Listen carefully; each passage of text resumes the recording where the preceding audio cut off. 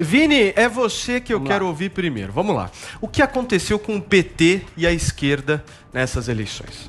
Pois é, Paulo, o PT praticamente não aconteceu. Como você disse na abertura aí do programa, pela primeira vez desde a redemocratização, o PT não elegeu nenhum prefeito nas capitais. A aposta do partido ontem, no segundo turno, era nas vitórias de Marília Arraes, lá em Recife, e também do João Coser em Vitória, mas os dois acabaram saindo aí derrotados das urnas. Mas esse cenário, Paulo, meio que se repete o que aconteceu já em 2016, quando o PT elegeu apenas um prefeito em capitais, em Rio Branco, e mesmo assim, Paulo, o candidato de lá acabou vencendo as eleições em 2016, saiu para disputar o governo do Acre em 2018 e acabou perdendo também. E nas duas principais cidades do país, né, em São Paulo e no Rio de Janeiro, o PT teve uma derrota bastante expressiva também. Em São Paulo, depois de muito tempo, não participou nem do segundo turno, acabou ficando na 6ª colocação com o Gilmar Tato, e no Rio de Janeiro também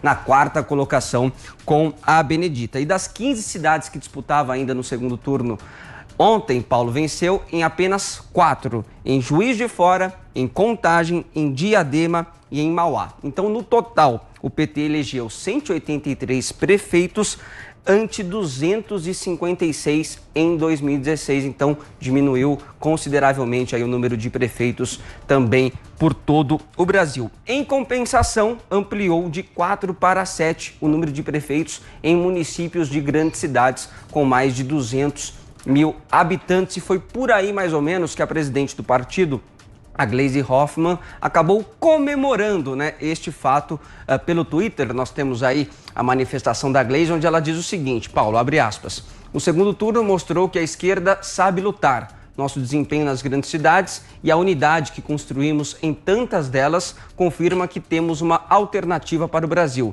Parabéns à militância pela garra num cenário tão difícil. O PT venceu em 4 de 15 cidades no segundo turno e teve mais de 40% dos votos em 9. Vencemos com o PSOL em Belém, lutamos ao lado de Boulos e Manuela, e o Brasil viu o que fizeram para barrar Marília em Recife. O PT segue junto com o povo." E uma manifestação curiosa também, Paulo, foi da ex-presidente Dilma Rousseff, que respondeu um comentário inusitado de uma seguidora, que diz o seguinte: "Saudades do PT destruindo a minha vida." E Dilma respondeu: "Voltaremos." Voltaremos. Então, você vê que a Dilma... Coisa horrorosa.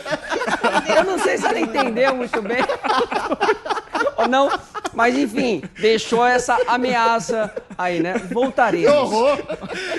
Vamos aguardar. Mas falando um pouquinho ainda sobre os resultados da esquerda pelo país e do PT também, Paulo, a Gleisi acabou falando aí, né, de toda essa perseguição que fizeram com a Marília Arraes lá no Recife. De fato, foi uma disputa bastante acirrada, apesar de ser uma disputa familiar, né, entre dois primos, Marília Arraes contra o João Campos, mas foi uma disputa com bastante acusações, com bastante ofensas, mas a Marília acabou perdendo, teve apenas 43% dos votos contra o João Campos, que teve 56% dos votos, candidato do PSB aí, o novo prefeito de Recife. Também tivemos o resultado de São Paulo, né, onde o PSOL acabou levando um candidato de esquerda ao segundo turno pela primeira vez com o Guilherme Boulos, mas acabou perdendo com 40% dos votos para Bruno Covas, o atual prefeito, que acaba se reelegendo com 59% dos votos. Mas o PSOL teve uma vitória importante lá em Belém. O Edmilson acabou vencendo. Nós temos aí o gráfico também do Edmilson Rodrigues, que venceu numa disputa bastante acirrada, 51% dos votos contra 48% do delegado federal Eguchi Edmilson. Então, o único prefeito que o PSOL elegeu aí nas capitais. E em Porto Alegre, a Manuela Dávila, que estava muito bem nas pesquisas, né, Paulo Matias, lá no início das eleições, acabou sendo derrotada pelo candidato do MDB, o Sebastião Melo, que teve 54% dos votos, e a Manuela ficou apenas com 45%. Paulo. Muito bem. Vou pedir para todos aqui um minutinho para cada um comentar, porque a gente tem bastante assunto e bastante pauta ainda neste primeiro bloco. Gabriel, vou começar por você. O desempenho do PT e do Boulos dizem o que sobre o presente e sobre o futuro da esquerda brasileira? Olha, a esquerda lutou como sempre e foi derrotada como nunca. É um desastre o que aconteceu com o lulismo no Brasil inteiro. E isso, de certa forma, considerando o período da Nova República, encerra a hegemonia petista nas disputas políticas brasileiras.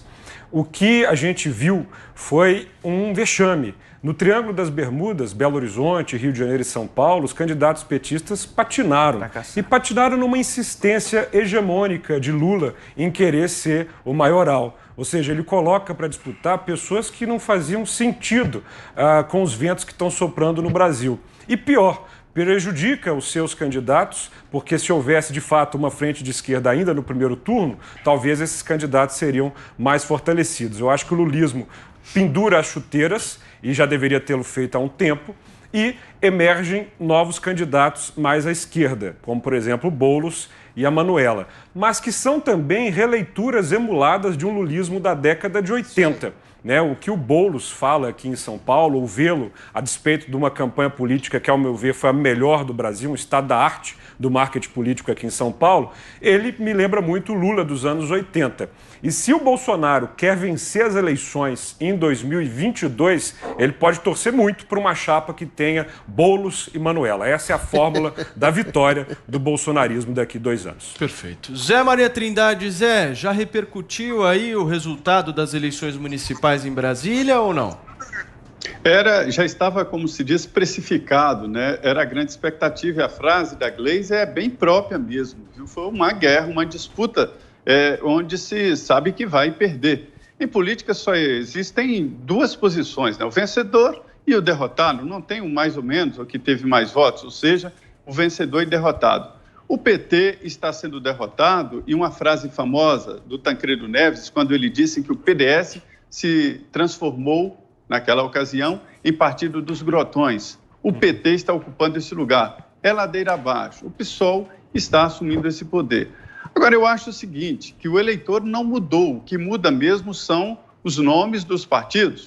O político é como o camaleão, se adapta à paisagem para se defender. Então, o que há agora? É o fim do bipartidarismo de uma maneira total e o fim também da chamada Nova República. Somem esses nomes famosos e esse jeito de fazer política e a pulverização toma conta. Eu queria destacar o trabalho do Gabriel na fiscalização do serviço público.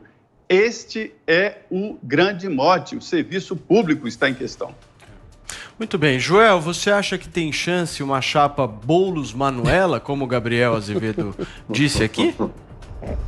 Não, Boulos e Manuela representam ainda uma redição, isso eu concordo com o Gabriel, uma redição, e operam dentro da esfera do lulismo. Eu boto a derrota deles na conta também da incapacidade do lulismo, daí eu junto o PT com eles também, de fazer valer e de eleger candidatos nas capitais aí. Essa esquerda saiu pesadamente, fortemente derrotada. Qual esquerda tem mais esperanças? Uma centro-esquerda capaz de dialogar com todo o espectro político, ainda muito regional, né? Você tem no Recife o João Campos, PSB, você tem o PDT no Ceará, os dois partidos ainda são muito regionais, mas embora evidentemente estejam presentes no Brasil inteiro, mas essa versão regional deles apresenta nomes de esquerda que podem aí sim, quem sabe, formar uma coalizão maior que consiga e tenha alguma chance nas eleições federais. A esquerda, PT, Bacurau, Resistência, essa está em franca desvantagem, com muitas dificuldades.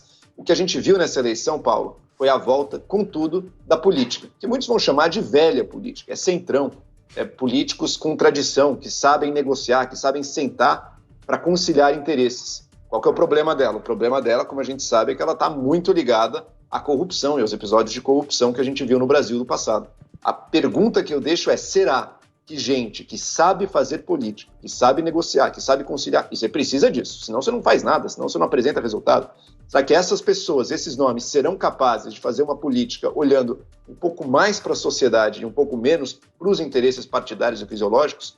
Esse é o grande dilema que se coloca até 22.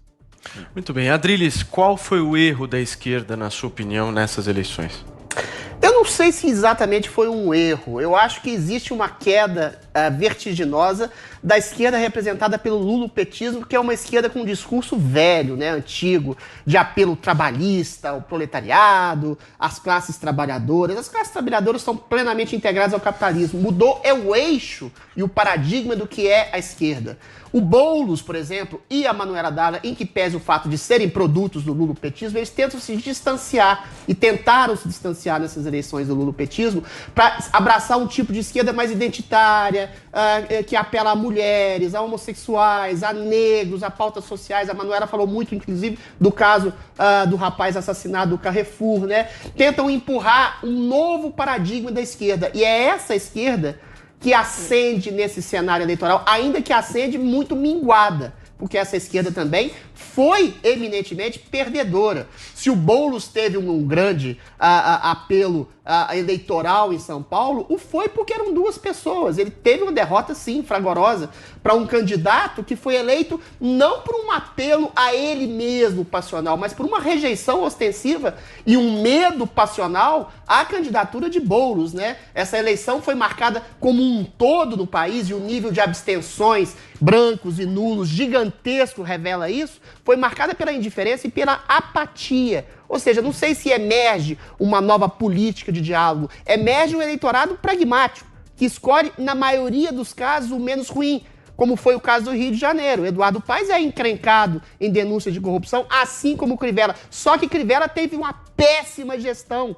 E o Eduardo Paes foi exatamente enaltecido por ter tido uma gestão razoável, como o caso aqui de São Paulo também. Não houve passionalidade em nenhum momento, em nenhuma circunstância nas cidades. O apelo do eleitorado foi por causas circunstanciais, municipais e não ideológicas. Essa polaridade de 2018 não se repetiu, e eu acho que essa eleição não exatamente indica um caminho específico para 2022, a não ser a rejeição a maus candidatos, mal preparados e, sobretudo, ideopatizados, como foi o caso de Guilherme Boulos e Manuela Dávila.